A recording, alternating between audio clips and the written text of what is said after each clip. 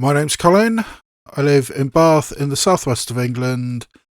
This is my channel, the A&A or My channel, and it's another Oscar prediction video for November. Well, I made these predictions in November, even though it's a few days into December as I'm actually recording this. But this video is about the acting categories. I'm going to be covering Best Actress, Best Actor, Best Supporting Actress, Best Supporting Actor, and Casting, which really is throwing darts at a dartboard at this point. It's a brand new category, we really don't know what that one is yet, but we do have precedent, we do have some idea as to what the main acting categories are going to be, what kinds of films they're going to award. And that, I think, is particularly true of the first category I'm going to be talking about, which is Best Actress. And I think Best Actress this year is one of those categories that's just going to get swept. I think Jessie Buckley in Hamnet is going to basically win everything. And I think she'll probably deserve it. I think she is really, really good in Hamnet. Yes, to some degree it is Jessie Buckley crying for 90 minutes. But there is more to this role than that. It is a role which allows for a fierce independence, a knowledge, an absolute knowledge that she knows what the best thing to do is. I mean, saying to her husband, William Shakespeare, no, you need to go to London. You need to express yourself in this way. But equally, once, their son dies, that's the first thing that she blames him for. You weren't here. But you told me to go. But yes, you weren't here. I mean, grief is paradoxical. Yeah, this very strong-willed, very intelligent woman, this wise woman almost. I mean, she's almost portrayed as a witch in Hamnet. And all of that is really, really good. I mean, Jessie Buckley is a fantastic actress. And this, I think, is her crowning glory, so far at least. And I think she is going to win the Oscar. I think it's kind of inevitable, even at this early stage. What are we, 4 or 5 months away from the Academy Awards? And if there is a lock, I think Jessie Buckley's it. I definitely think she's going to win. And I do think she will deserve it. Almost as good, but in a very different way and in a very different film, is Renata Reinsve in Sentimental Value.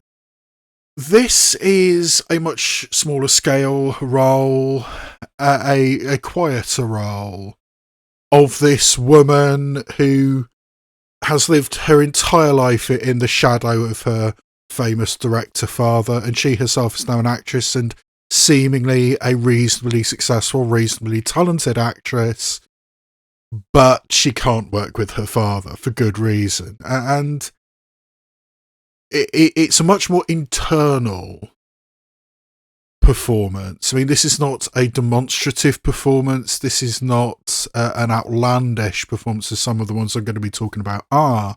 It's much more low-key, much more small scale. It's all about the internal conflict, because she can't and won't say what needs to be said to her father. And yeah, I mean, it's a performance of strength, of quiet dignity, very similar to what she was doing in The Worst Person in the World for Joachim Trier. But that combination of Renata Reinsve and Joachim Trier, I think, is getting to that stage of great collaborations and being a little bit like Emma Stone and Yorgos Lanthimos, which we'll be talking about in a minute. But yeah, I think Renata Reinsve is a subtle performance, but I do think it's one that is worthy of nomination at least. And I do think she's going to get it. But I'm now less confident about the actress I have slotted into my number 3 slot, and that's Cynthia Erivo in Wicked for Good. And it kind of surprises me just how poor the response to Wicked for Good has been. I mean, I'm not a huge musical fan, so the fact that it's lighter on the show-stopping numbers and heavier on the politics and the political allegory, the rise of fascism, that kind of works for me. But apparently it's not been working for many other people, and I now think there's a legitimate chance that Cynthia Erivo is going to miss Best Actress. I don't think she's guaranteed a nomination anymore. I've still got her on my list. I still think she is worthy of this nomination. I don't think it's guaranteed anymore, particularly because, as I'll be talking about later, I don't actually think that Cynthia Erivo is the leading actress in Wicked for Good. So bear that in mind for later. And yeah, it's a perfectly good performance. It's a strong performance. Don't think it's quite as good a performance as Wicked. I mean, again, I think the roles have switched between her and Ariana Grande. I don't have full confidence that she's actually going to get a nomination anymore, but I've got enough confidence that she's still in my slot. But I wouldn't be surprised if Cynthia Erivo missed now. Now I've seen Wicked for Good, and particularly now I've seen the responses to Wicked for Good. The reviews have really not been good. Last time I checked, it's a 58 on Metacritic for Wicked for Good. And that's really low. So, yeah. I think the responses to Wicked for Good as a film will hurt the chances for Cynthia Erivo as an actress. And as I said, I don't think she's as strong as the first Wicked, but I still think she's in the list. I still think it needs to be in the personal nomination list, and for right now, she is still there. And in my number 4 slot, I still have Emma Stone in Begonia. After seeing Begonia, I do think that it's not as, Oscar baity a film as I thought it was initially. This is Lanthimos on the slightly weirder end of his personal spectrum. I do think the ending of this film will piss people off, and maybe piss enough people off that I don't think the film as a whole is going to get anywhere. But I still have Emma Stone as a nominee for Best Actress. I mean, it's silly, but I think it does matter that she shaved her head for this role. And, allowed herself to be slathered in antihistamine cream or makeup made to look like antihistamine. I wonder what it actually was. Was it antihistamine cream? Can you OD on antihistamine cream? Whatever it was, I mean, she ended up looking pretty weird. And I think it's silly, but I think it does matter. And the role is good. I mean, this workaholic CEO who says, oh yeah, if you really feel you need to leave the office at 5:30, be sure you can do it. Just look in your heart and look in your conscience to see if it's right that you leave work at 5:30. And then when she gets in this weird situation of being kidnapped by these two, let's face it, crazy guys, she starts working on them and starts manipulating them in tiny little ways and tries her best to figure her way out of this situation, chained up in this crazy guy's basement. And the manipulation and gradually working on them, on both of the men who have got her kidnapped, it's really, really well done. So, yeah, I mean, I think the role itself is strong. I think the way that it presents itself is strong. But the film is weird enough that I'm not really, really confident that Emma Stone is going to get in, but I think she would be worthy of a nomination. One performance that has been consistently moving up on the rankings on things like Gold Derby is Rose Byrne in If I Had Legs I'd Kick You, which I have moved up into my nomination tier from the contenders tier I had her in previously. I think there is enough buzz, enough momentum that it's worth making that jump into an actual nomination. And I do think it is deserving. I think Rose Byrne's performance of a woman who is getting utterly overwhelmed. Her living situation is in crisis. Her daughter is seriously, possibly terminally ill, and the little girl is being a complete brat about it. I mean, even without the serious illness, this is not an easy child to deal with. And Rose Byrne just isn't dealing with it, which is one of the things. It's a performance of a woman going crazy, as there are other roles which I'll be talking about in a minute. And the buzz seems to be there, which I think is a good thing, because, I mean, I've always loved Rose Byrne. I mean, I find it adorable just how much she works with her husband / partner, Bobby Cannavale. They work together a lot, which I think is quite cute. And yeah, she's always been a really, really talented actress. And this is a showcase for just how good she is. And just how frantic she can be. I mean, sort of like every little thing, just piling one thing on top of another, on top of another, on top of another, and just crushing this woman. And I think it's a really, really good role. Maybe not my personal choice, but I think the buzz for this performance is enough that I have put her up into the top tier, the nomination tier. And moving out of the nomination tier for this particular video, I mean, this is the performance. I mean, this is the third acting video I've done. And in my first video, Julia Roberts in After the Hunt was my number one. I thought she was going to win. Don't think that now, because the responses to After the Hunt have been really poor. This film just seems to have dissipated completely. Which I think is a bit of a shame, because I mean, I didn't think After the Hunt was great, but I don't think it's as bad as it has been laid out in the Oscar race. And I do think the performance of Julia Roberts is excellent. I mean, a very complex, a very disingenuous performance almost. I mean, what is she presenting to the world, and is what she is presenting to the world the truth, what she feels inside?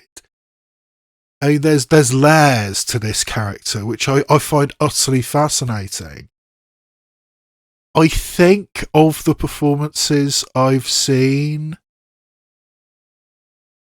I might still have Julia Roberts as one of my personal nominees, but I can see that I don't think it's happening anymore. I mean, even with the factor of this is the first time that Julia Roberts has been the lead in a film for a very, very long time, there is that sort of welcome back factor, and we got the same thing with George Clooney in Best Actor. But I don't think it's going to be enough for Julia Roberts to get an actual nomination, which is a shame, because I think if we are talking about a performance where you're really not sure where you are with it, I mean, is this a good person or not? And what is a good person anyway? The morals, the ethics, the quandaries, the attitudes she has. I think there's so many angles you can take with the Julia Roberts performance. I think it's really good, but I don't think it's getting nominated. And of the prominent, women going crazy performances. Rose Byrne is the one that most people have actually in the nomination list, but given the choice, I think my choice would be Jennifer Lawrence in Die My Love. The problem is that Die My Love is a Lynn Ramsay film and therefore kind of too weird and too clever for the room. I mean, it's... I found it rich and complex, a film you have to work for. It's not a straightforward film. There are pretty large chunks of Die My Love where you're not sure it's actually physically happening or if it's just in her head, if it's just her going crazy. And I mean, the fact that the film acknowledges that she is, literally mentally ill. She actually ends up in a mental hospital at one point during the course of the film. And the attitudes that the people around her have to that situation, I think it is one of the more important things that this film says. That somebody like this who does have mental health struggles, in this particular case postpartum depression, although she was a bit crazy even before the baby, so as far as I can tell, a sensitive and a realistic portrayal of somebody going through severe mental health crises and not dealing with it personally, and the people around her not dealing with it at all well either.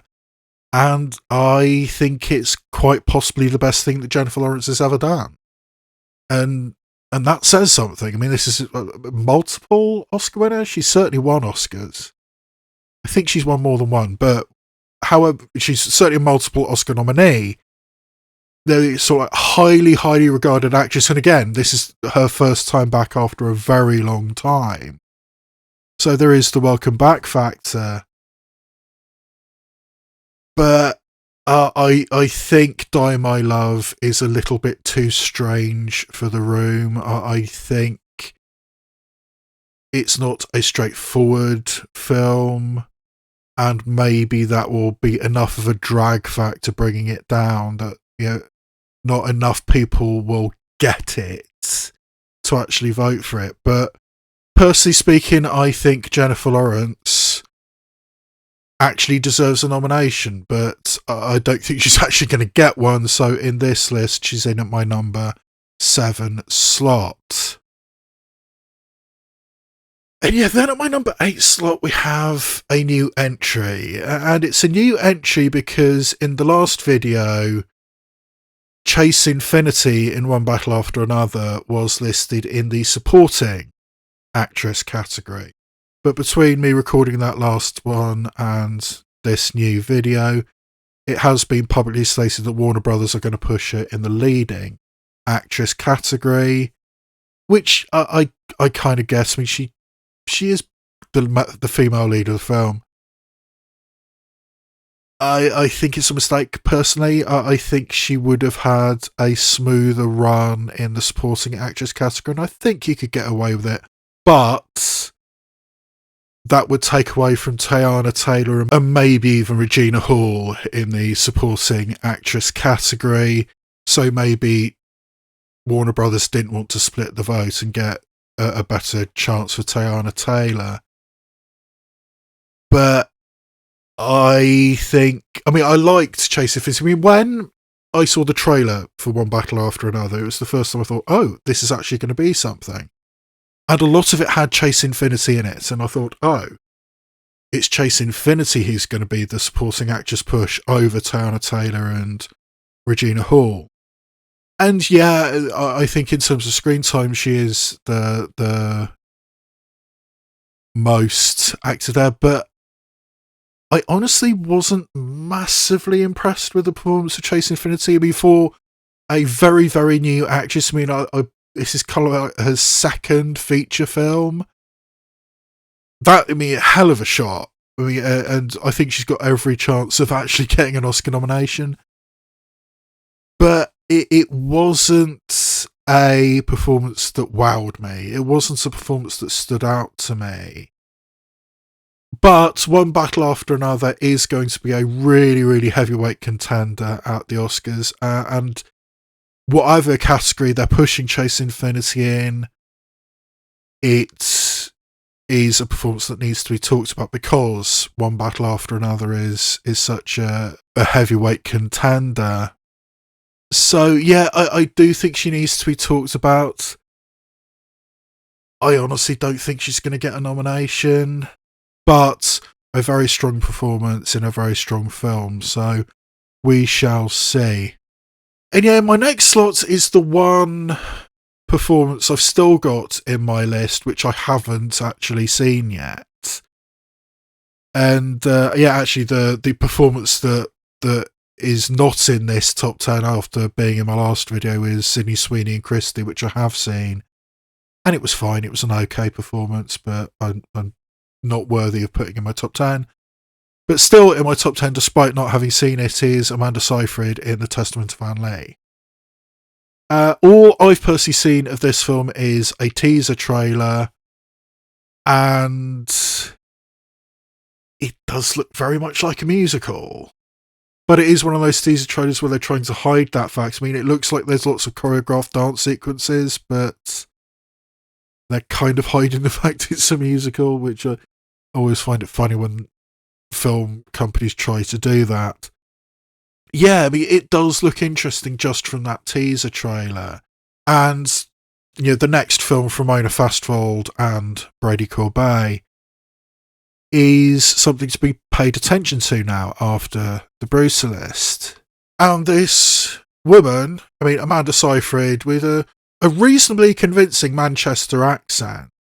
I mean, because Anne Lee was a Mancunian who went to the States and founded the Shaker movement, sort of a Christian sect / cult. And yeah, I mean, Amanda Seyfried's Mancunian accent, from the little I've seen in the teaser trailer, pretty damn good, it has to be said. So yeah, I'm really, really fascinated by this one. I mean, I'm worried that I'm not going to be able to see this before the Oscar ceremony, which is frustrating because it's released late enough in the year that I might not have a chance. But even without seeing the teaser trailer, I think this Amanda Seyfried will still be in my top 10. And now, having seen the teaser trailer, I'm even more convinced that she at the very least needs to be talked about, so she's still on the list at number 10. Yes, and then we come to one of my personal things, which is the film Heather, and particularly the performance of Tessa Thompson.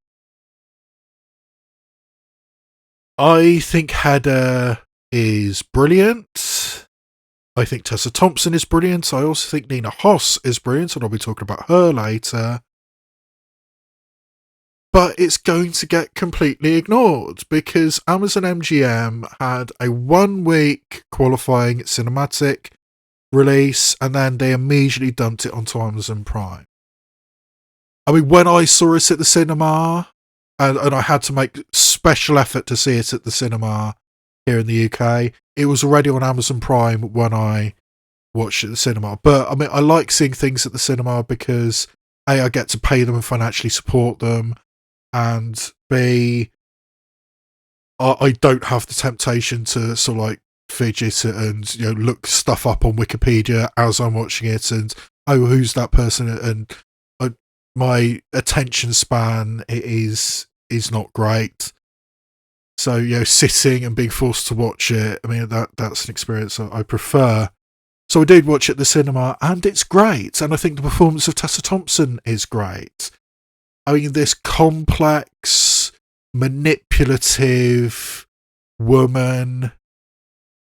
I mean, it's actually, thinking about it, not a dissimilar performance to Julia Roberts. I mean, I think a legitimate question for both Julia Roberts in After the Hunt and Tessa Thompson in Heather is how evil is this woman? You can make an argument that Heather is very evil. But do we still have sympathy for her? I think we kind of do. And yeah, I mean, I'll be talking about this in the screenplay category as well, because the writer-director Nia DaCosta did make a number of changes to the original play Hedda Gabler by Henrik Ibsen, and I think actually kind of improved it.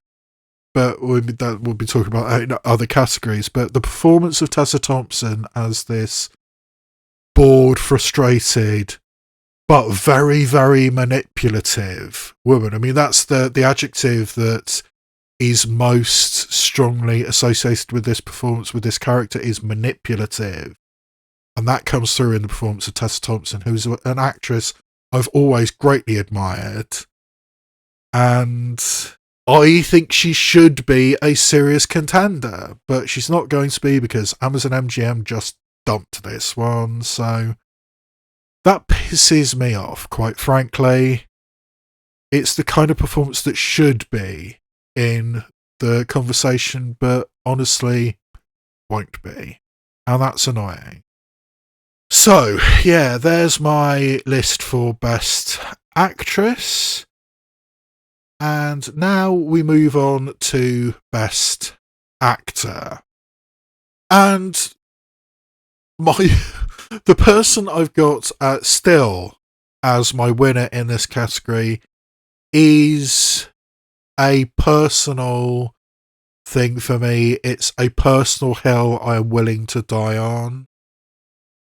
And that's the fact I think Jesse Plemons in Begonia should win Best Actor. I think, honestly, at this point, it's he's going to struggle to even get nominated in this category. But this is definitely a positioning that I'm placing with my heart rather than my head. I think Jesse Plemons is brilliant in Begonia. I mean, I've been an admirer of his for such a long time, since I first saw him on the TV version of Friday Night Lights. Are you even going to play at all? Nope. Seriously, this is some kind of big misdirected Daddy Love Me thing. I can't keep driving you to this practice and humiliation. It's not good for either one of us. You're an insomniac. You're up anyway. I'm doing you a favor. You should be thanking me. No, that was mean, man. That wasn't nice. I think he's great. He's always been great. And I think this is quite possibly the best thing I've ever seen him do. I mean, if Rose Byrne and or Jennifer Lawrence can get an Oscar nomination for playing a crazy woman, why can't Jesse Plemons get an Oscar nomination and even an Oscar win for playing a crazy man? I mean, I think this performance is brilliant, it's chilling, and it is somewhat sympathetic, because this guy, yes, he has kidnapped this woman. He is manipulating his mentally disadvantaged cousin, played by Austin Delbis. No, it's Aidan Delbis is his cousin who's got autism. But he's manipulating his mentally disadvantaged cousin.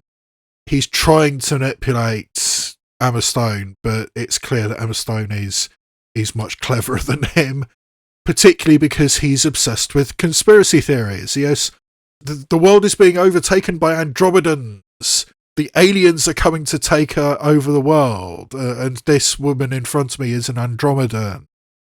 And I've got the conspiracy theory websites to prove it. It's like, oh shit. And then when you see how crazy his mother is in flashback, played by Alicia Silverstone, which is cool. But Alicia Silverstone, crazy. And it's kind of a folie à deux situation with Jesse Plemons. He is made crazy or made more crazy by the influence of his mother, and we've ended up in this terrible, terrible situation. So, yeah, I mean, I think it's heartbreaking, it's chilling, it's depressing, but I think it's great. I mean, I honestly think of the performances I've seen so far, I do think this is my favourite leading acting performance. And I'm going to keep him at my number one slot, even though I know it's absurd I know this is not real, but this is heart over head time, and yeah, Jesse Plemons is my number one, who I think should win Best Actor. And in number two, it is, in my number two slot, is the actor who I actually think is probably going to win Best Actor, and that's Leonardo DiCaprio in One Battle After Another. I mean, having not seen Timothée Chalamet yet, I think Leonardo DiCaprio is probably going to actually win this category, because One Battle After Another is a really, really heavyweight film, and the performance is the kind of thing that does get nominated. I mean, this stoner burnout who did have political ideals, did have political ambitions, or did he? Was he just in it for the women? Was he just in it for his partner Tiana Taylor? I think that's up for debate, but he claims to have these revolutionary ideals. I mean, there's one scene which I think stands out, which kind of sums the character up, where he's lying on his couch, completely stoned out of his mind. I mean, like, completely stoned, watching the Battle of Algiers on his TV. I mean, I think that is a perfect summation of who this character is. But his daughter gets kidnapped, and he has to try and hold it together and keep it together and get her back. And can he do it, or is he just too stoned?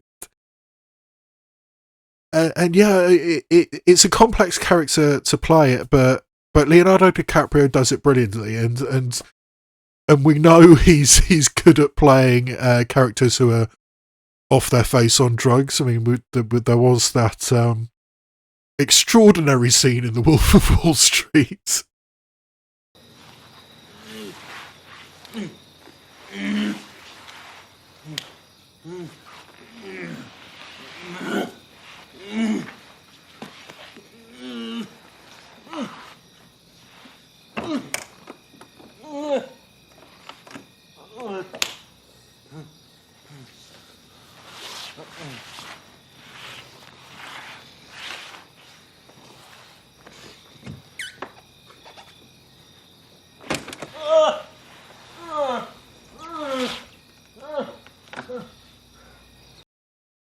So yeah, One Battle After Another isn't quite that extreme, but it's still a fascinating role. And right now, I think that Leonardo DiCaprio is going to win this category. But this is allowing for the fact that I have not yet seen Timothée Chalamet in Marty Supreme, who seems to be the other really strong contender.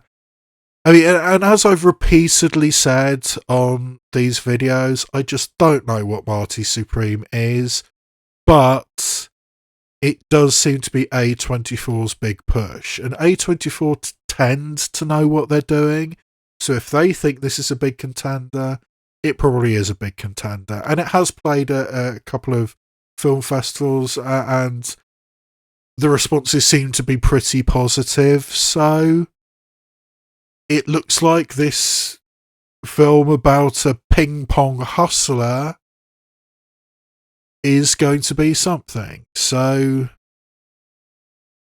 it's possible that Timothée Chalamet is going to be a contender to win.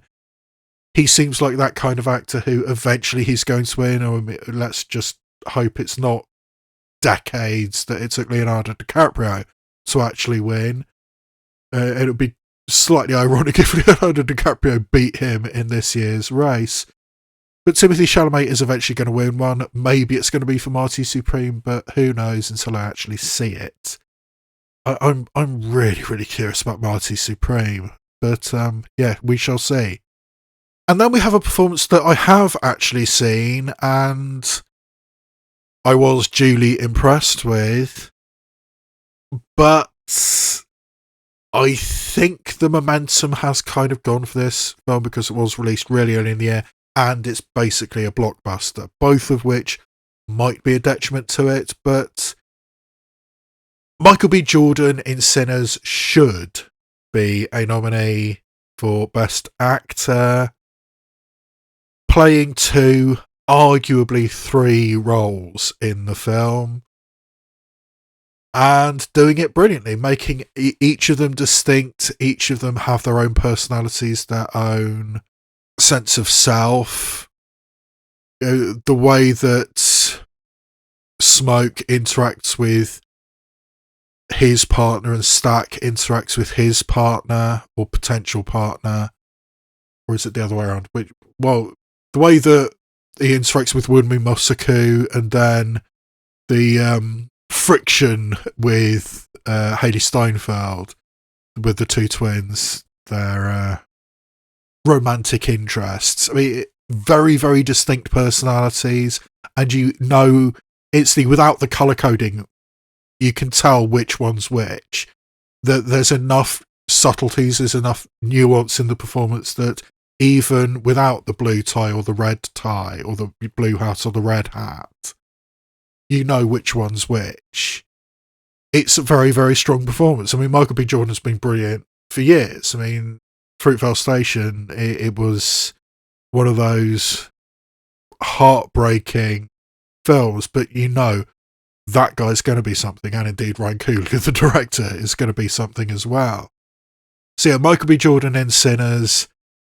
I really, really hope there's enough left for him to get at least the nomination.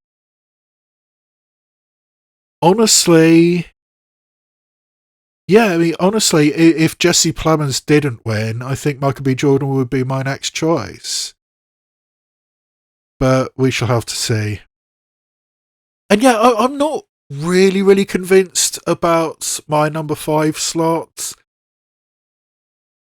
I can't believe I'm saying this, but I do still believe that Dwayne "The Rock" Johnson is going to get nominated for The Smashing Machine.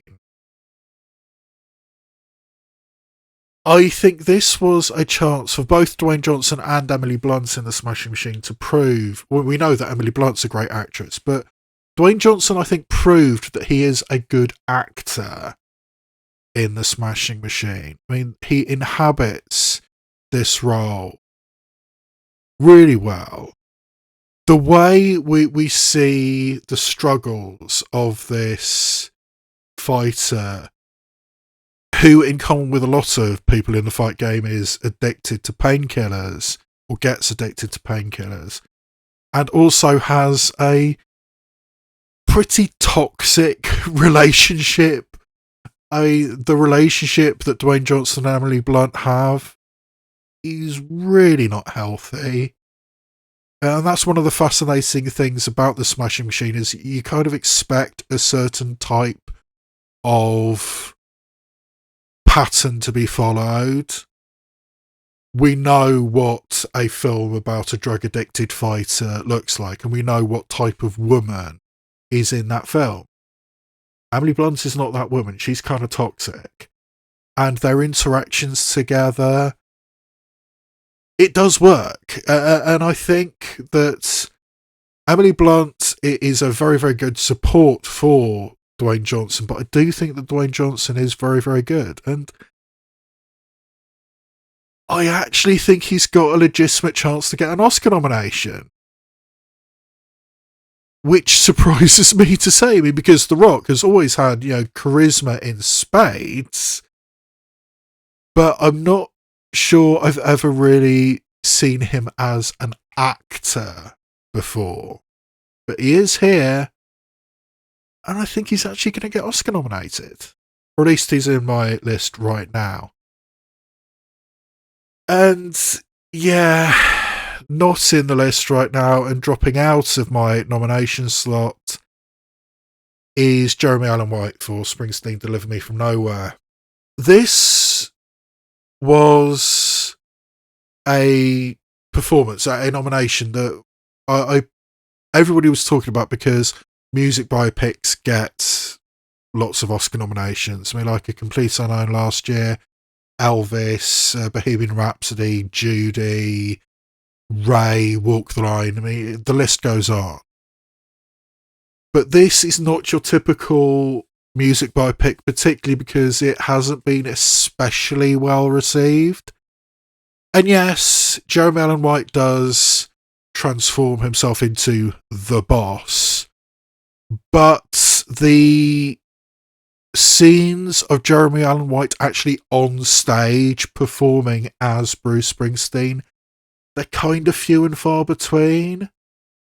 Particularly because this particular film is about the making of the album Nebraska, which is not, in retrospect, one of Bruce Springsteen's greatest albums. It's not a film about, music or stardom or fame or anything like that. It's about artistic integrity. I know that I've done this sort of like big stadium rock before, but now I want to do something smaller, more intimate. And do people want that? Do I want that? Does the management want that? It's about artistic integrity, and that's not all that interesting to say. So the film Springsteen Deliver Me From Nowhere, it brings it down, and the fact that Jeremy Allen White doesn't really be on stage inhabiting the boss all that often in the film, I think it's not quite what people were expecting, and I don't think it's quite the type of film which is actually going to get Jeremy Allen White an Oscar nomination. So right now, on my personal list, he's on the outside looking in. And yeah, then we have Jay Kelly, which I have seen since the previous video, or I saw it between recording and editing my Best Picture video. I saw Jay Kelly. So, I mean, this is the first opportunity I've had to actually talk about the film. And it's pretty good. I mean, I think Jay Kelly is about a very, very self-indulgent character, and it can come across, therefore, as a quite self-indulgent film. I mean, basically, this world-famous actor, George Clooney, was perfect casting. It's kind of a similar position in world culture that George Clooney is as Jay Kelly is. And maybe it's not an accident, there's quite similar names as well. But this actor, his old friend, who is played in a flashback by Jim Broadbent, which was cool to see, the director which gave him his big break, dies. And at the funeral, self-reflection, I mean, it's a kind of a crossroads in his life. His youngest daughter is just about to go off to college. So I mean, there's that kind of transition as well, and reflecting on his career. I mean, the director who gave him his big break. And at the director's funeral, he meets an old friend, Billy Crudup, who he kind of fucked over in the past. And arguably, George Clooney stole the career that should have belonged to Billy Crudup. And he kind of feels that guilt, and who am I? What am I? I feel so alone. I mean, and there's a recurring gag that this character says, "I'm so alone," and as soon as he says that, his assistant comes and hands him an iced cappuccino. I mean, this happens several times in the film. So it is self-indulgence. It's about a self-reflective character. It's about a man having a massive, massive case of imposter syndrome. Do I deserve this? Who am I? What have I done? Was what I did, screwing over friends, ignoring family, was it worth it? And not really coming to any strong conclusions. And it's also about the relationship with his manager / friend, Adam Sandler, who I will be talking about later. And yeah, I think to some degree, I think this is George Clooney playing himself. And there's nothing wrong with that, and some people actually can't do that very well. But George Clooney does. He has the charm, the charisma, the self-importance that this character demands. And I think the film is pretty good. I think the performance is pretty good. Is it enough to get an actual nomination? I don't think so. I don't think it's strong enough to actually get a nomination, but I mean, after the terrible reviews coming out of Venice, I thought, oh shit, this is going to be a disaster. And it's not a disaster, but I don't think it's Noah Baumbach's strongest work, and I don't think it's George Clooney's strongest work. So, yeah, it's on the list. I think it deserves to be a legitimate contender. It's probably not going to get an actual nomination. And yeah, next we come to a couple of performers who are kind of like personal choices for me, and not really on anybody else's list, but I'm going to still talk about a couple of them. We have, firstly, Colin Farrell in Ballad of a Small Player. Now, I have seen Ballad of a Small Player since the last time I did an acting video, and I don't think it's a great film. I think there is one really big thing which annoyed the fuck out of me, and I talked about it in a specific spoiler section in my Best Picture video, but that's not really to do with Colin Farrell. I think Colin Farrell is, in Ballad of a Small Player, one of those very demonstrative, one of those very big, one of those very noticeable performances. He's swinging for the fences in this film. It's a very, very overwrought performance. But I think it works. I mean, I think this is about a gambler, a habitual gambler, who is in Macau, you know, the gambling capital of the world nowadays. And it's spiraling completely out of control. Lines of credit have completely exhausted themselves. He's in these luxurious suites which he can't afford anymore. Because, you know, just one big win and all my problems will be solved. You know, the gambler's fallacy. I mean, to some degree, this is The Gambler's Fallacy, the movie. You know, the next card is going to be the big one. The next hand of Baccarat is going to solve all my problems. And that's what this film is. And it's gaudy, it's colourful, as Macau is, you know, with all the neon and everything. And it's a kind of a big film, and it's certainly a big performance. But Colin Farrell, I think, pulls it off really, really well. And yes, it's a very, very flashy performance, but I do think it's a good performance. So yeah, I've still got Colin Farrell on my list, as I put him in my last acting video. And also a holdover from my last acting video is Daniel Day-Lewis in Anemone, which I have seen since the last time I recorded, and Anemone is a weird film. It's largely, or quite a lot of it, is conversations between Daniel Day-Lewis and Sean Bean. You know, these two brothers, and Daniel Day-Lewis has, you know, taken himself away into the forests for the last, you know, 20 odd years, living in complete isolation, running away from his past, running away from incidents which happened in Northern Ireland when he was a soldier in Northern Ireland in the 1970s. I mean, I think this is set in roughly the 1990s. So things happened in the early days of the Troubles in Northern Ireland when he was a British soldier, a Catholic British soldier, which is an interesting detail. But he's an English Yorkshireman, and things happened. And when he came back, he basically abandoned his family and ran off to the woods.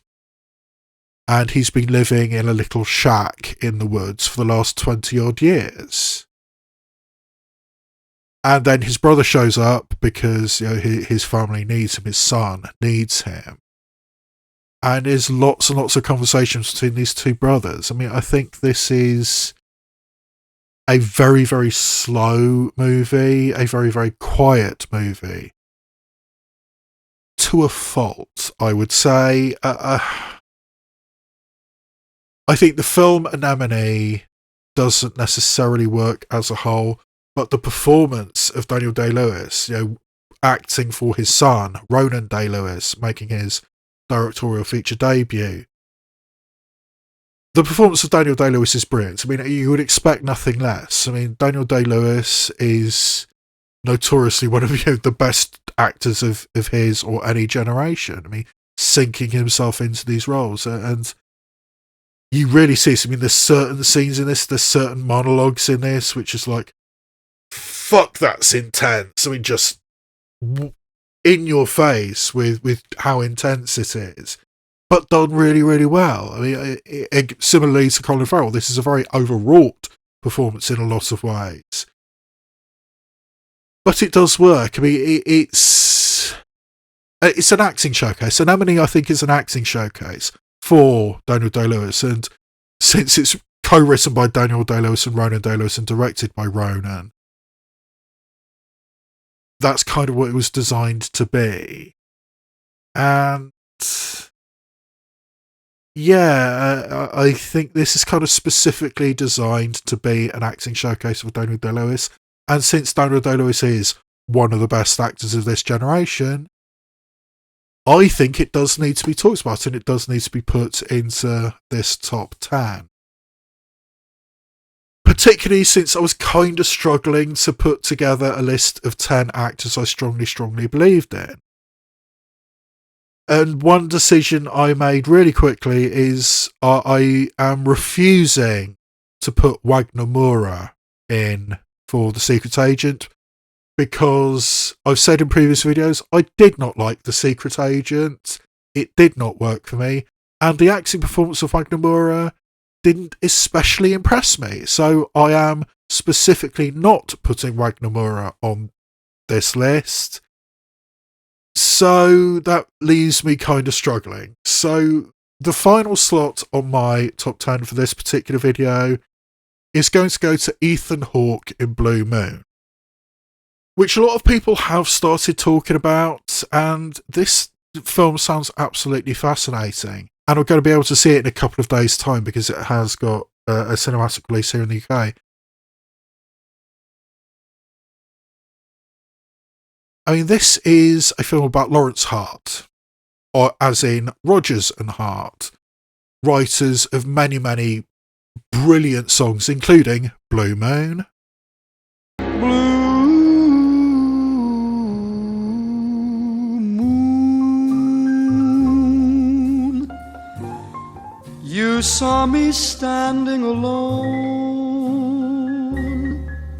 without a dream in my heart, without a love of my own. Bom ba ba bom, dang dang dang, ding a dong, ding blue moon. You knew just what I was there for. You heard me saying a prayer for someone I really could care for. But this is set on the night of the premiere of Oklahoma, the first Rodgers and Hammerstein musical. Basically, Lawrence Hart was such an alcoholic that he was so unreliable that Richard Rodgers just kicked him to the curb, brought in Oscar Hammerstein, and Rodgers and Hammerstein went on to massive success, and Lawrence Hart drank himself to death. And this is Lawrence Hart in a bar on the night of the premiere of Oklahoma and interacting with Margaret Qualley, his muse, despite the fact I think Lawrence Hart was gay. It's, from what I understand, basically a chamber piece. Richard Linklater, the director, did this very quickly. I mean, he has 2 films out this calendar year. I mean, this and Nouvelle Vague. And apparently the performance of Ethan Hawke is really, really good. And it starting to get a little bit of a momentum, a little bit of buzz building up surrounding it. So, yeah.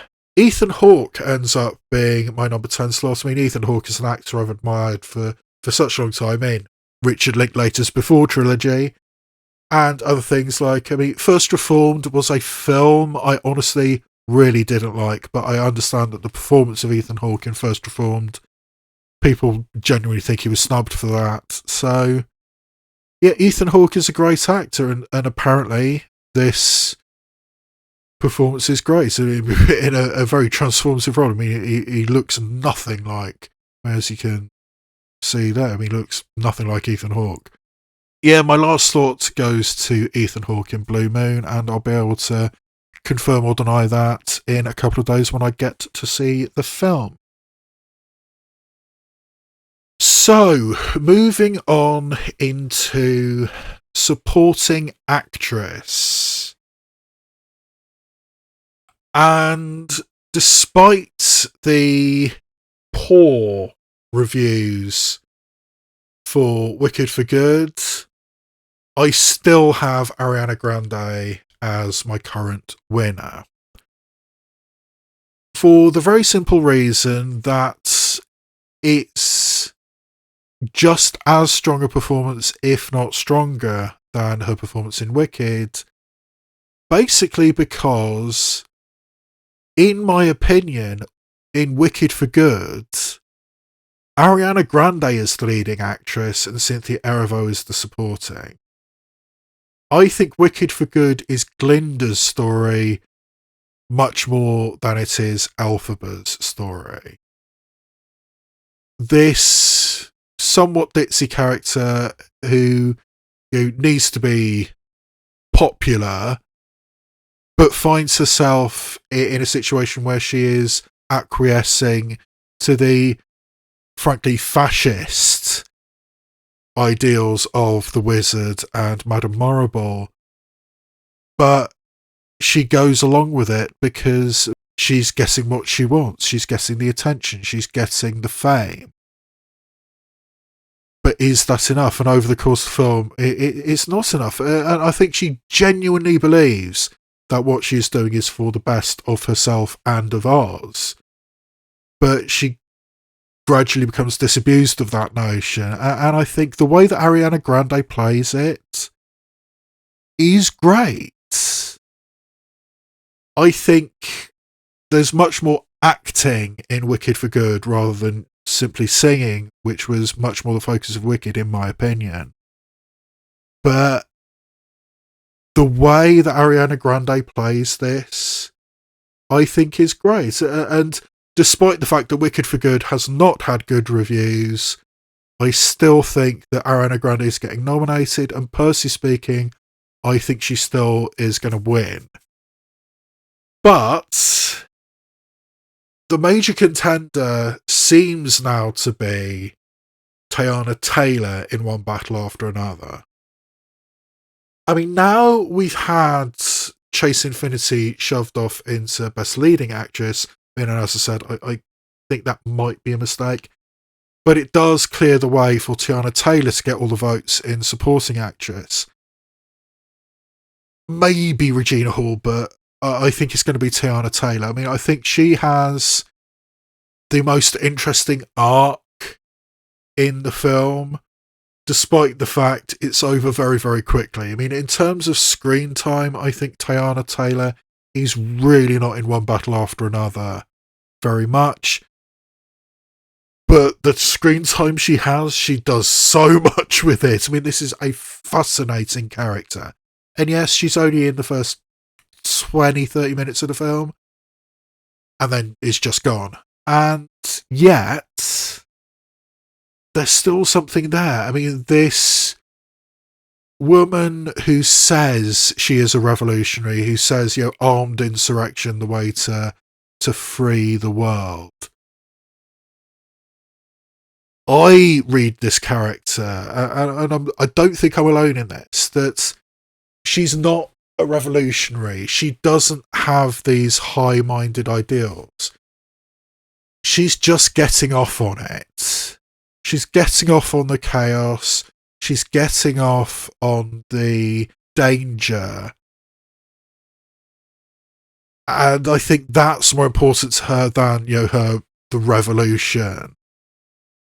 And I think that's what's most fascinating about One Battle After Another. I think the film as a whole, the revolutionaries say they've got all these ideals, but they're not actually very good at it. And I think that's one of the important things. And that is the embodiment of Teyana Taylor. The performer herself, I think, the fact that she got snubbed for 1001, there were a lot of people who said she was brilliant in that film 1001. I didn't like that film. I really didn't get along with that film at all. I thought the character that Teyana Taylor played was so problematic. I did not have any sympathy with her at all. But other people say she was snubbed for that, and that might be enough to push her up into the nomination and maybe even win, despite the fact it's a very small amount of screen time in One Battle After Another. Yeah, I think Teyana Taylor and Ariana Grande are going to be the major contenders for this category.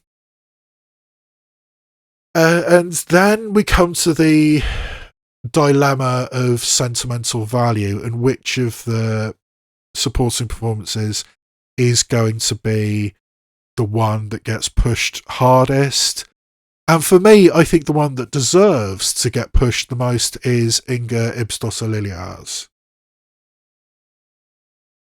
I think this is a very, very quiet, very, very subtle performance. I mean, by nature, I think in the film and in the on-screen family we have, I mean, this sister, the younger sister in the household, has had to live with these two really big personalities of her father, Stellan Skarsgård, and her older sister, Renata Reinsve.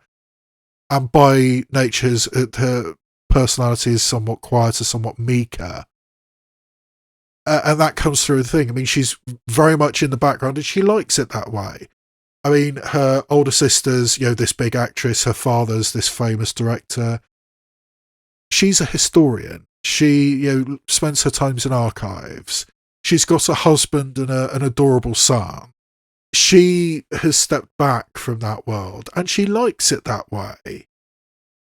And that's kind of what is so good about the performance, is that she is this very, very background character, but when necessary, she does stand up for herself. To some degree, it's one of those performances where it's a background performance with one great speech. Although arguably there's two great speeches, two great monologues for Inga Ibsdottir Liljas. One where she basically tells her father off. She says, you fucked up my childhood completely.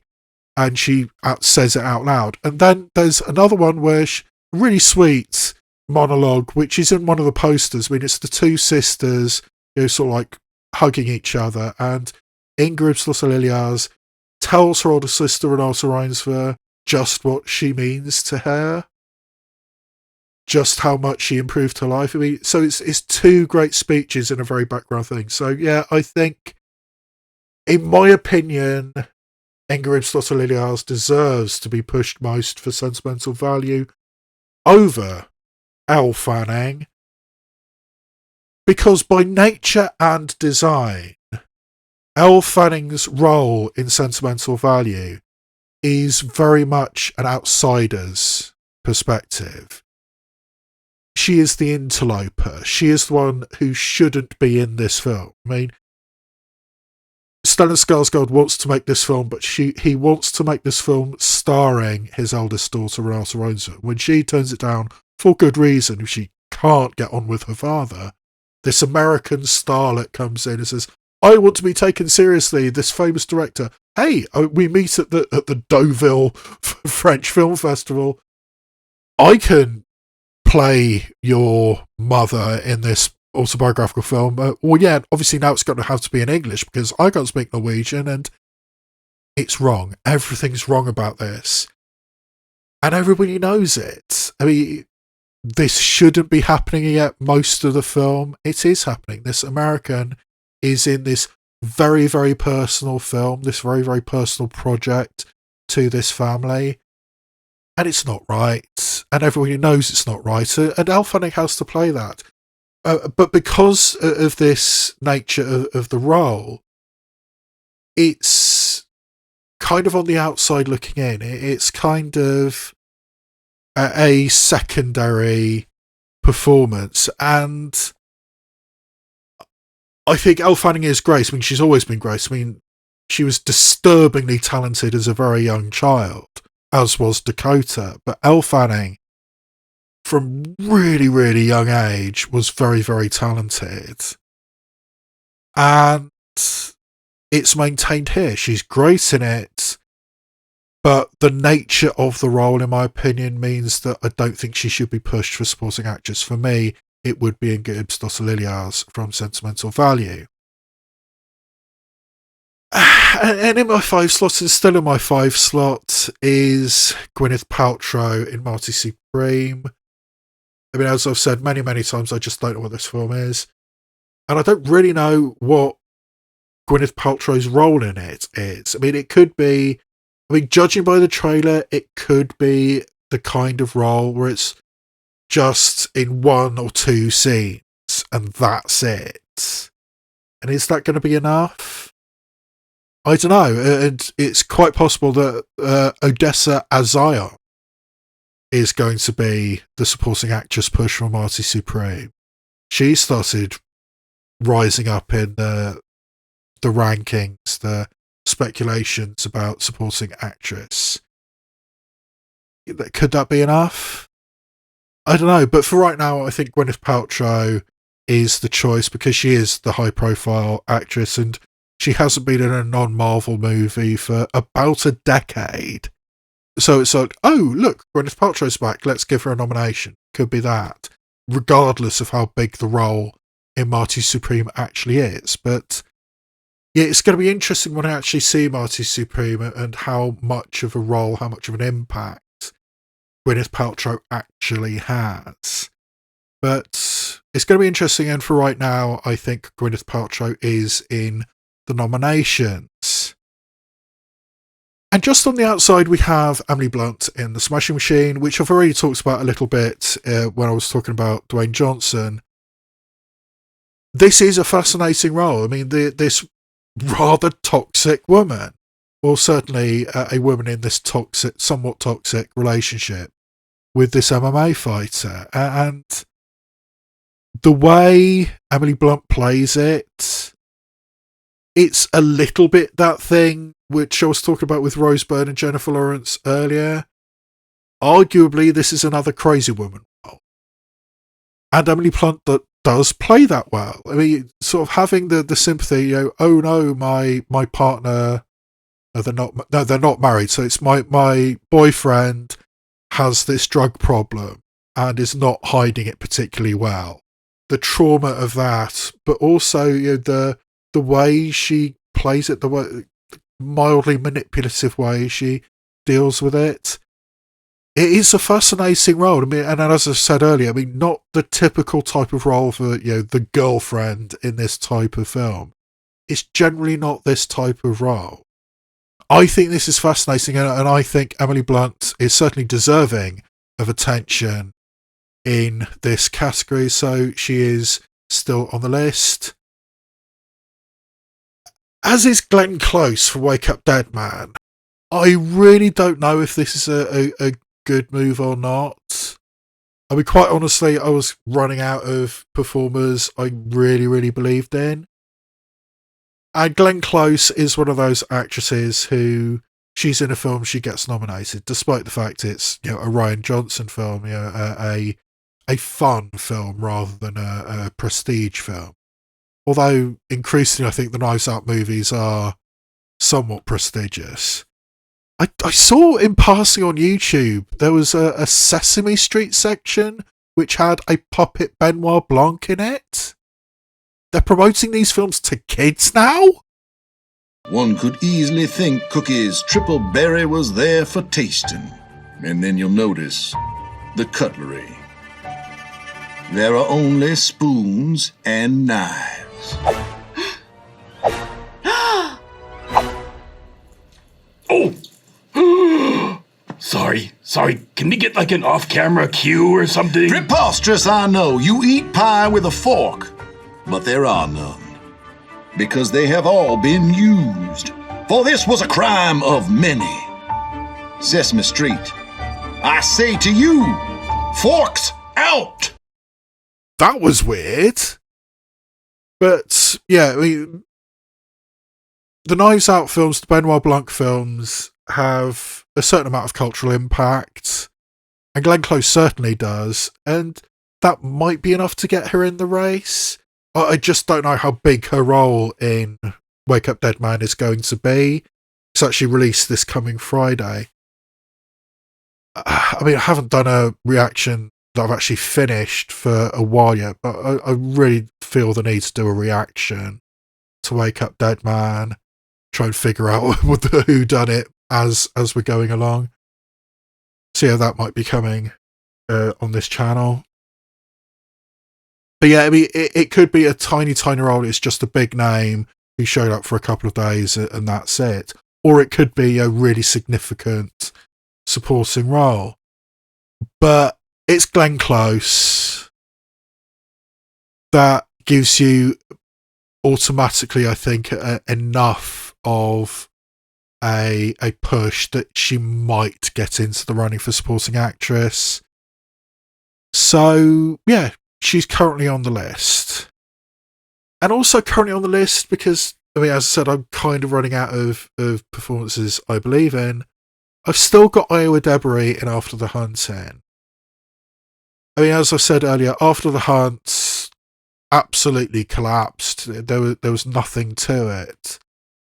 But Iowa Debris does have a fascinating role in After the Hunt. I think just as much as Julia Roberts is a very complicated character and you're not entirely sure what her deal is, the same could be said for Iowa Debris. I mean, yes, she is the victim in this situation,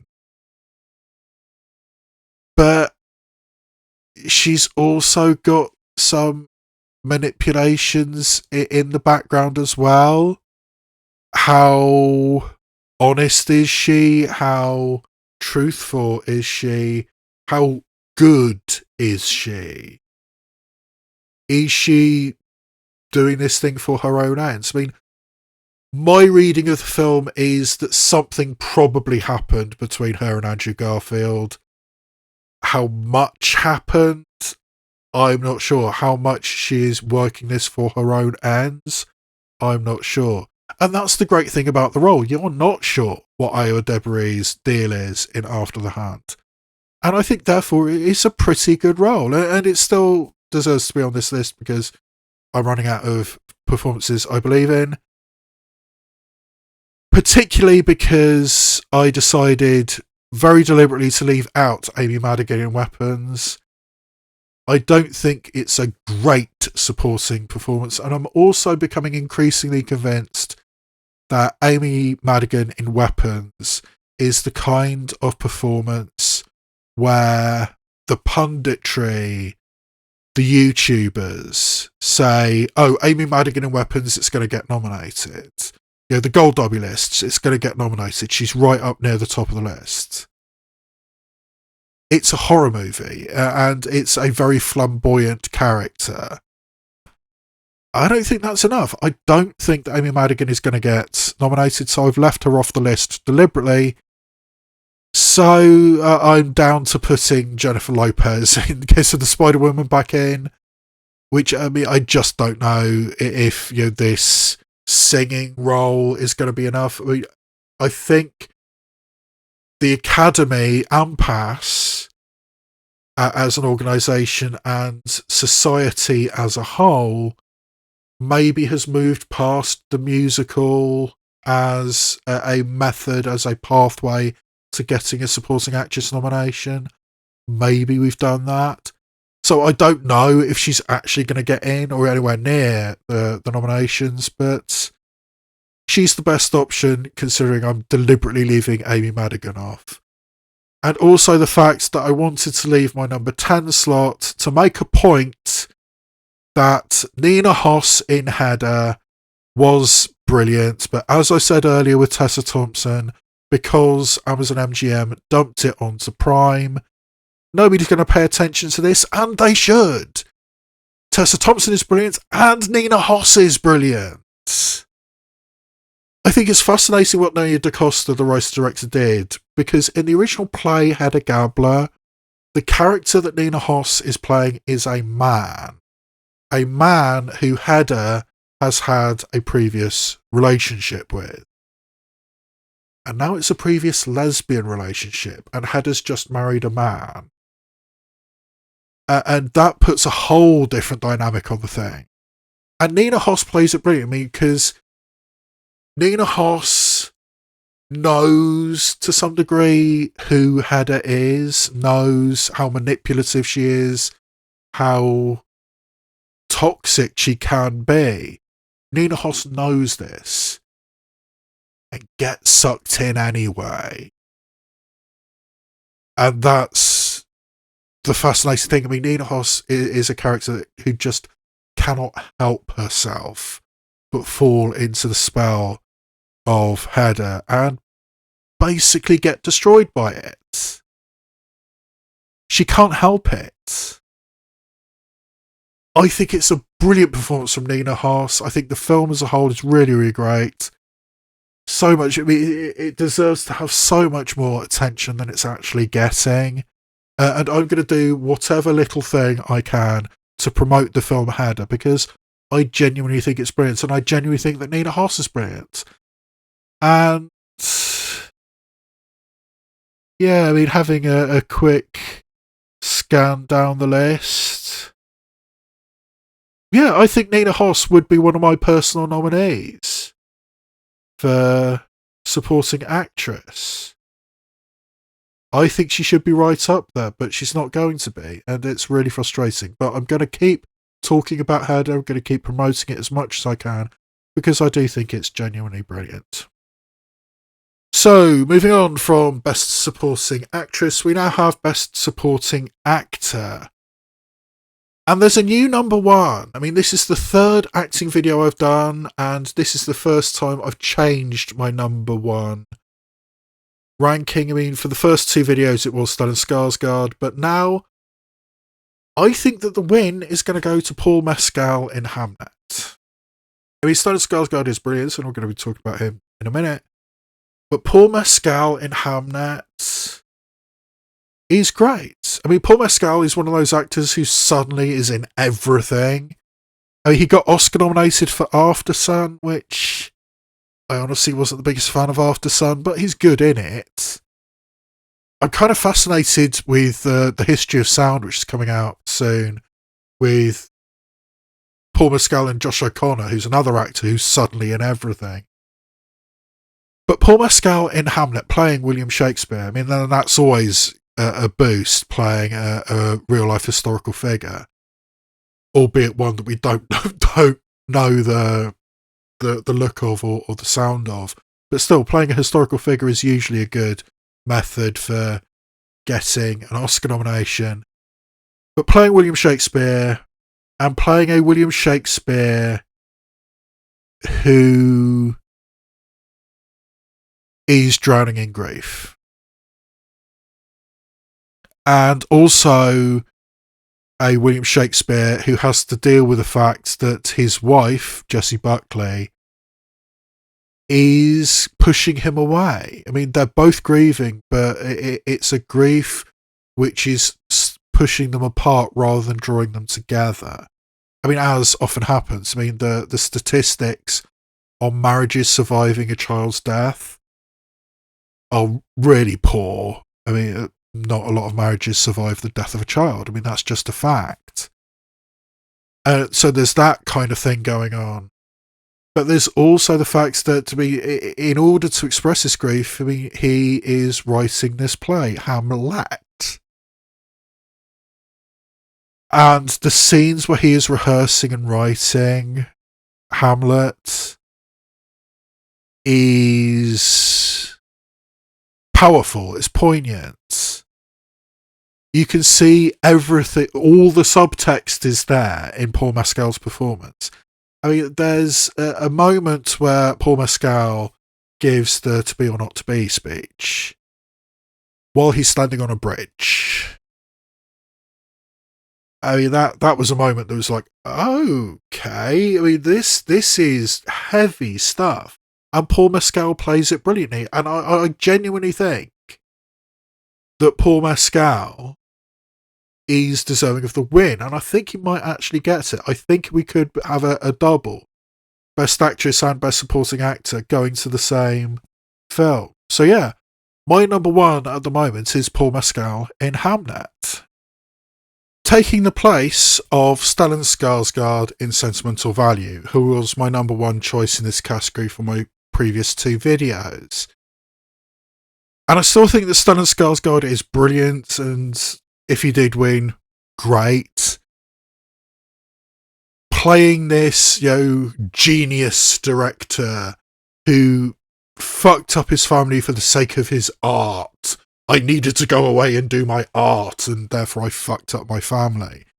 I can't help feeling that this character is basically inspired by Ingmar Bergman, but Stellan Skarsgård plays it brilliantly, and the way he interacts with the world and the way he interacts with his daughters, his incapability of directly talking to anybody, particularly his elder daughter Renata Reinsve.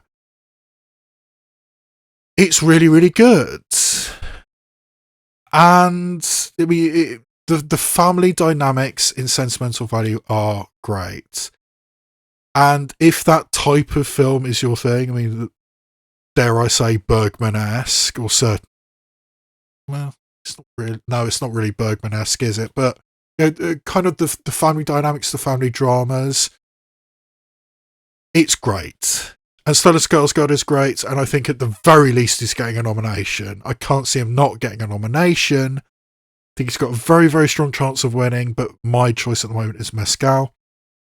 And also, seemingly an almost lock for a nomination is Sean Penn in One Battle After Another. This is a big performance, a flamboyant performance, playing a character called Lockjaw. I'm not sure if that was Paul Thomas Anderson or Thomas Pynchon calling that character Lockjaw, but whether it was the writer of the screenplay or the writer of the novel, which it's loosely based on, I don't know. But either way, Lockjaw is a very particular character, and it's kind of a stereotype, but in a good way. This is a white supremacist, an outright white supremacist, who wants to join a white supremacist organisation called the Christmas Adventurers Club, which I can't help feeling is a way of getting around saying KKK. But they, grease each other, these very, white men grease each other saying Hail Santa, which is one of the cuter and absurder moments in One Battle After Another. But anyway, I mean, he's specifically a white supremacist, and he's in the military, and he's called Lockjaw. And all of those things, you probably have something in your mind of Sean Penn playing those things, and that's exactly what it is. I think many actors could have played this character, but Sean Penn plays it exactly how you need it to be played, exactly how you want it to be played. I think this is pretty much locked to get nominated. I don't think it's got a strong chance of winning, but we shall see. I don't know, but Sean Penn looks like pretty much a lock. Unlike the next person on my list, and this is another hill I am personally willing to die on, and that is the fact that if any actor from Sinners is getting nominated for Best Supporting Actor, I think it should be Miles Caton for Sinners. that was the performance that really, really stood out for me. I mean, obviously the "I lied to you" scene. I mean, it is the best scene in cinema of 2025. I mean, I think it's late enough in the year that I can say with confidence that scene, the "I lied to you" scene in Sinners, is an absolute masterpiece, and it is the best scene of cinema in 2025. But quite apart from that, I mean, the performance, I mean, not only the music, I mean, Miles Cason is a musician rather than an actor. This was his first acting gig. I mean, that makes it all the more impressive. But obviously, he's a great musician. But as an actor, the gradual realization that, oh, we're in this terrible situation and maybe I brought it upon myself. I mean, my pastor father said that I was playing the devil's music, and now these things from hell are coming towards me, or however you perceive them. These evil things are coming towards us. And struggling with that, I mean, you can see it in the way he plays it. It's a great acting performance as well as being a great singing performance. So, if any actor from Sinners is getting the nomination, I think it should be Miles Caton, despite the fact that in real life, if anybody's getting nominated for Sinners, it's probably going to be Daryl Linder, who we'll be talking about in a minute. But yeah, this is another hill I'm willing to die on, is the fact that I think it's Miles Cason who should be a nominee. And all along throughout this process, one name that has consistently been in the running for Best Supporting Actor is Adam Sandler in J. Kelly. For good reason. I mean, I think Adam Sandler has, for a while, wanted an Oscar nomination, and he's come close a couple of times. I mean, other people said he should have got nominated for Uncut Gems. I mean, I'm on record saying I really, really didn't like Uncut Gems, and I don't think he should have got Oscar nominated for it. I mean, there was another Noah Baumbach film, The Meyerowitz Stories. Arguably, there was Punch Drunk Love. I mean, I think up until this point, the best piece of acting that Adam Sandler has ever done was Punch Drunk Love. But I think both Adam Sandler and Paul Thomas Anderson were too early in their respective careers to be taken seriously, or really, really seriously, for Punch Drunk Love. So he didn't get a nomination for that, when arguably he should have done. But that's probably the best piece of acting until this point that Adam Sandler has done. And this might be better. I think Adam Sandler in J. Kelly is very, very impressive. Arguably, I think this is just as much a film with an arc for Adam Sandler as it is an arc for George Clooney. I mean, Adam Sandler plays the manager / friend of George Clooney, and he is completely dedicated to his friend, George Clooney, to the extent that he instantly just flies off to Europe on this stupid quest to chase J. Kelly's daughter, leaving his family behind. His wife being played by Greta Gerwig, Noah Baumbach's wife. I mean, Greta Gerwig seems to be in all of the films nowadays, and why not? So Greta Gerwig and his family, I mean, his very anxious teenage daughter, his annoying, troubled son. He should be home with his family. His family needs him. Yet he's off on a stupid quest with his friend, George Clooney, in Italy. A lot of that is the realization that maybe that's not healthy. Maybe dedicating your life to this individual rather than your family and getting paid for it. I mean, it's one of the saddest, the most biting pieces of dialogue where Adam Sandler says, "But I'm your friend, I'm your only friend," to George Clooney. And it's probably true. I mean, George Clooney doesn't have friends. He has an entourage. And Adam Sandler probably is his best friend. And George Clooney just throws back in his face, oh yes, you're my friend who takes 15%. And that kind of sums up the movie for Adam Sandler. And the arc that he plays it. Adam Sandler really acts in this film, and I was duly impressed with it. So, yeah, I think he's going to get a nomination for Best Supporting Actor, and I think he's going to deserve it. And yeah, on the outside looking in at the moment is Delroy Lindo, which I briefly talked about earlier. Honestly, I don't think any of the supporting performances in Sinners is getting in, but if any do get in, it's probably going to be Delroy Lindo. He was snubbed a few years ago for Da 5 Bloods, and he does have probably the best monologue in Sinners, where he talks about his friend getting lynched. But it's a comedy sidekick, it's a comedy drunk. That's the performance that Delroy Lindo is giving. And he does it very well, but are we still putting comedy drunks in films?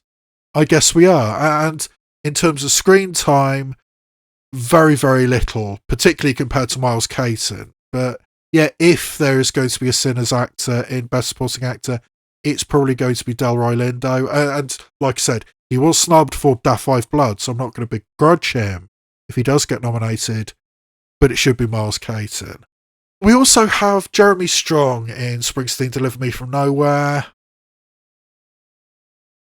which a lot of people were talking about, largely because it's the year after, 2 years? No, it was last year, he was in The Apprentice, brilliantly playing Roy Cohn. So why not do the same thing this year? I mean, Jeremy Strong's in a film, give him another nomination. I don't think that Jeremy Strong's going to get nominated for Springsteen Deliver Me From Nowhere. For one thing, as I said a bit earlier, the film itself didn't actually go anywhere. And the performance of Jeremy Strong, not great, not as transformative as he was as Roy Cohn. I don't think it's a strong enough film or a strong enough performance for Jeremy Strong to actually get in. And yeah, then we have the curious case of Andrew Garfield in After the Hands. I don't think anybody's really taking this seriously anymore. It's still on my list, but the film After the Hands, as I've already talked about, evaporated. I mean, nobody was really taking it seriously. And also the role for Andrew Garfield, in terms of screen time, he's not actually in it very much. But when he is in it, he is exactly the kind of character you expect him to be. I mean, he's kind of this obnoxious, toxic figure who has these ideas about, these students today, they don't know they're born. And also, there's one or two moments where, I mean, whatever happened with Iowa Debris, which we don't really see on screen, there's or at least one moment on screen between Andrew Garfield and Julia Roberts where you think, oh shit, this guy's dangerous. So, I mean, Andrew Garfield playing it is very, very good. I don't think the film or the length of performance is truly going to be enough to get him in the nomination list, but I think it's at least worthy of talking about, so he's on my list as things stand. And coming back into the list is Robert Pattinson in Die My Love. Now, this was a performance that I had in my first acting video. He was out of my top 10 in my last one. But I've now seen Die My Love, and I also don't have a lot of performances left, which I strongly believe in. So Robert Pattinson is back in the list. Because I do think he has an interesting role in Die My Love, because Jennifer Lawrence's wife is going crazy. And Robert Pattinson is willfully ignoring this fact. He is not dealing with this at all. Average people can see that their partner is struggling to some degree. Whether we've reached the point of committing your partner, that's another matter. But she's clearly struggling, and Robert Pattinson is not dealing with this at all. He doesn't want to know, which obviously doesn't help the mental health of his partner Jennifer Lawrence. And that way, that blindness, that willful blindness, there are a lot of people out there who would understand that, who would recognise that. And the way that Robert Pattinson plays it, I think is really good. So yeah, I mean, now I've actually seen the film, I do actually believe in the performance. I do actually think it's really, really good. So yeah, Robert Pattinson in Die My Life is on my list. And in the category of performances that other people are talking about, that is high on the Gold Derby lists, people are talking about, this is going to be a potential nominee in this category, but I don't necessarily buy it. We have Jacob Elordi in Frankenstein, Guillermo del Toro's Frankenstein. I see what people say. I see the performance. I mean, this is a much more articulate Frankenstein's monster than we are used to seeing. This is not the grunting Boris Karloff. This is a erudite, an educated,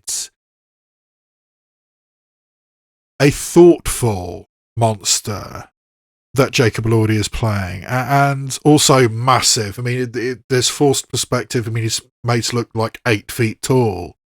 So it's not a traditional creature. I mean, I think specifically what Guillermo del Toro was trying to do, weirdly, was make the sexiest creature he could. I mean, first you cast Jacob Elordi. I mean, not unpleasant to look at, if you're that way inclined.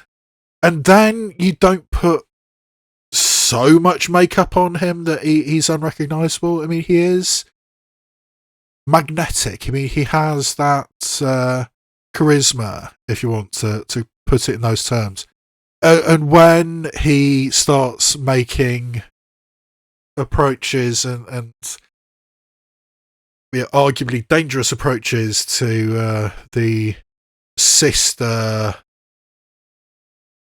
of Frankenstein, played by Mia Goth, you can see Mia Goth kind of being tempted, and you kind of understand it.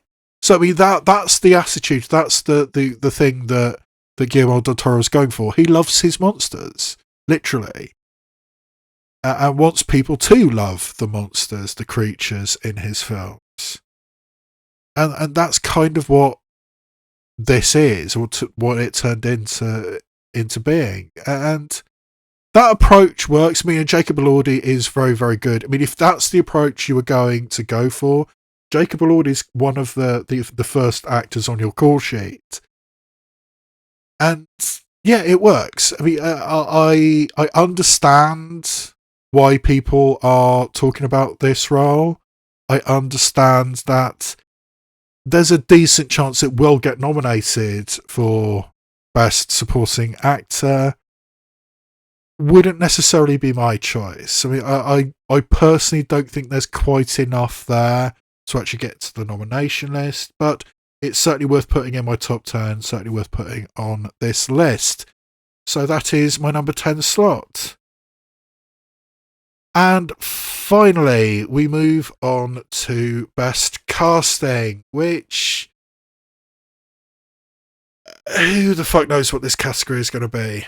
I still have Sentimental Value in at my number 1 slot, because the way I'm approaching this at this stage is kind of like a best ensemble category.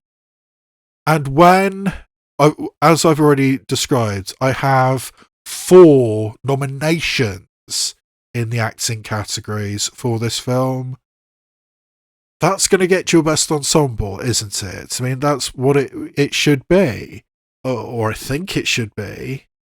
I mean, it being a Norwegian film, is it even going to be eligible for best casting? I mean, what are the parameters? What are the rules for this category? I don't know, but for acting nominations, it's going to be the top of the best casting category.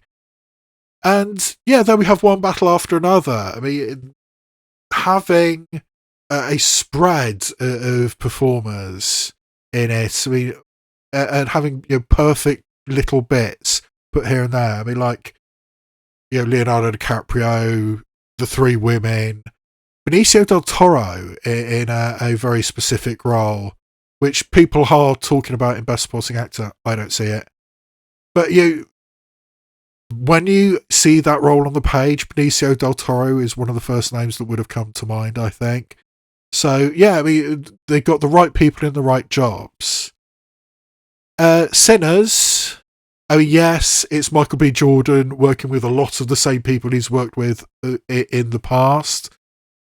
But, I mean, finding Miles Caton, never acted before, and this is how he makes his debut. I mean, that's casting. That's good casting. I mean, obviously Michael B. Jordan and Hailee Steinfeld and Wendy Mosaku and Jamie Lawson. It's everybody finding their place. So yeah, Sinners, great. Wicked for Good probably deserves to be in the running. I mean, if this category was in last year, it would have been nominated for best casting, I think, but because the sequel is the first chance we've had to nominate this, it is probably deserving of attention in this category, despite the fact that the reviews for Wicked for Good have not been good. But the cast is excellent. We find the right people in the right roles, the right singers in the right roles, with the exception of Michelle Yeoh. I mean, hearing Michelle Yeoh try to sing, maybe not. But good actors, good singers, yeah. And Hamnet, I didn't put this in the casting list last time, but the fact that I've now got 2 wins in acting categories going to Hamnet, Jessie Buckley in leading actress and Paul Mescal in best supporting actor, that's significant. And you've also got people like Emily Watson and the little Hamnet played by Jacoby Jupe of the Jupe family. But yeah, Jacoby Jupe as Hamnet, very, very good. It works. I guess put that in a nomination slot.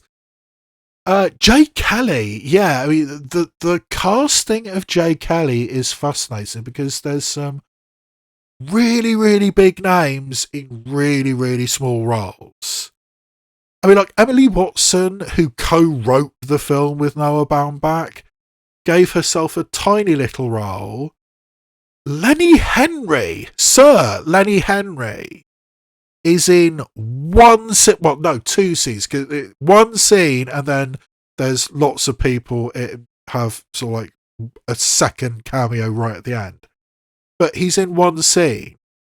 Lars Eidinger, a talented German actor, has a small role. A role that is too small for an actor of Lars Eidinger's status. All throughout the film, I mean, every single role is filled by somebody of genuine talent. And I mean, does Lenny Henry have a relationship with Emily Watson?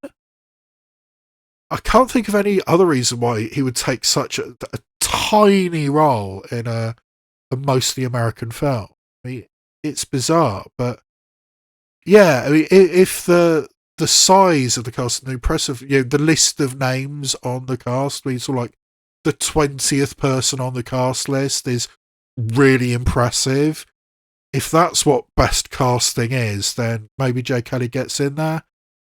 I've still got After the Hunt in there because a really fine collection of actors. I mean, Julia Roberts, Andrew Garfield, Io Debris, Michael Stuhlbarg, who I didn't talk about. Yeah. Chloe Sevigny, who has worked with Luca Guadagnino in the past. She's got an acerbic little role in the film as well. So yeah, I mean, they're very good actors in that. Wake Up Dead Man, it's all about the ensemble, isn't it? I mean, having dozens of people who want to work with Ryan Johnson, who want to be in one of these Benoit Blanc films. I mean, the cast list, I mean, that thing of the 20th person on the cast list is genuinely impressive. I mean, when you have the trailer playing and it's got the full cast, you think, wow, there's some really good people in here. I mean, usually in a whodunit, a good rule of thumb is the person with the biggest name is probably the one who ends up being the killer. That's impossible to do in a Ryan Johnson film because they're all big names. So who knows? But yeah, I mean, it's all about the ensemble in Wake Up Dead Man. So if it's ensemble we're talking about, then best casting maybe goes to Wake Up Dead Man. Yeah, but coming into this list, I mean, A House of Dynamite, I mean, similarly to Wake Up Dead Man, it's all about the ensemble. I mean, so many great actors in so many small roles. That's kind of what A House of Dynamite ends up being.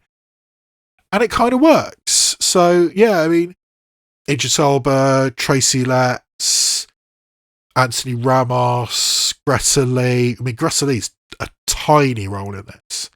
Rebecca Ferguson. Caitlin Dever shows up for one scene. She's an actress I love. Great actors all over the place in House of Dynamite. Great ensemble. And maybe that's best casting. And who knows, Marty Supreme. I mean, I don't know, maybe getting Gwyneth Paltrow to appear in a non-Marvel film for the first time in a decade. Maybe that's good casting. I mean, Timothée Chalamet, one of the hottest actors of the moment. Maybe that's good casting. I don't know what this category is, so I've just... It's kind of a throwing together a list, but if it's even eligible, my current top is Sentimental Value. So, hello, editing, Colin here. The video you have watched up until this point was recorded before the nominations were announced for the Golden Globe Awards, which have now happened. And in the wake of these Golden Globe Awards, I do need to change my thoughts somewhat. Particularly because actors got nominated in the Golden Globe Awards and in the Critics' Choice Awards, which I just can't ignore, no matter how much I might want to ignore them. I mean, the Critics' Choice Awards had already happened by the time I recorded this video, but I basically ignored them. I think they're a very poor precursor on their own, because the Critics' Choice Awards tend to go for the very, very mainstream and the very American.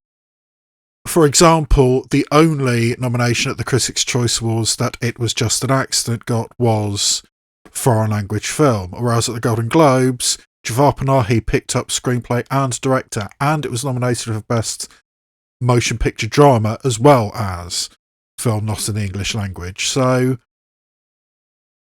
a ceremony which basically ignores It Was Just an Accident, which I have publicly stated is probably my favourite film of 2025. You don't really need to pay that much attention to it, but when you combine the Critics' Choice Awards with the Golden Globe Awards, I think getting both of those nominations does tend to be a pretty good precursor. And therefore I do need to change my mind. And unfortunately that starts with Wagner Moura in The Secret Agent. I know, I've always known that Wagnamura was very likely to get a nomination for Best Actor, but I specifically and deliberately left him off my list, as I said in this video, because I didn't like the film, and I wasn't especially impressed with his performance either. So I just left him off completely. But now he's got both the Golden Globe and the Critics' Choice. I have to stop ignoring him. He's pretty much going to get nominated, unfortunately. And it's almost the same thing for Amy Madigan in Weapons. Now, I mean, as I stated earlier in this video, I do believe that a flamboyant performance in a horror movie, I still think, even after Amy Madigan picked up nominations in both the Golden Globes and the Critics' Choice, I still believe that it's not a lock to get nominated at the Oscars, which is a different awards body and a different type of ceremony. But since Amy Madigan did pick up both of those precursors, you have to pay attention to her. And again, I just wasn't that impressed with Amy Madigan. But we do need to pay attention to her. And also picking up Critics' Choice and Golden Globe nominations was Benicio del Toro in One Battle After Another, which I completely glossed over. I mean, when I saw One Battle After Another, I didn't see that performance by Benicio del Toro and think, oh, that's an award-worthy performance. I thought it was just yet another very eccentric performance from Benicio del Toro. I mean, he was doing similar things in One Battle After Another to what he was doing in the Phoenician Scheme. And that really didn't have a pro. I mean, Wes Anderson doesn't really do well at the Oscars. I didn't see it as an awards-worthy performance.